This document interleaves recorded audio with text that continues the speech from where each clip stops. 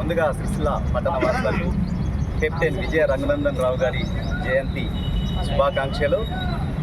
అలాగే 1947లో భారతదేశానికి స్వాతంత్రం వచ్చినప్పటికీ మన తెలంగాణ అంటే హైదరాబాద్ సంస్థానంగా పరిపాలిస్తున్నటువంటి అప్పటి రజాకార్ల చేతుల్లోనే మనం ఉన్నాం. వాళ్ళ అరాచకాలను భరిస్తూనే ఉన్నాం.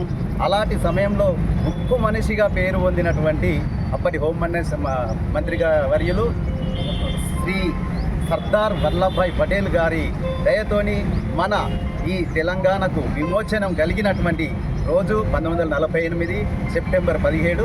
ఆ రోజును పురస్కరించుకొని ఈరోజు మా సిరిసిల్ల పట్టణ శాఖ ఆధ్వర్యంలో వల్లభాయ్ పటేల్ గారికి పూలమాలన సమర్పించడంతో పాటు తెలంగాణ విమోచన దినాన్ని భవిష్యత్తులో జరపాలనే ఉద్దేశంతోనే మా భారతీయ జనతా పార్టీ డిమాండు.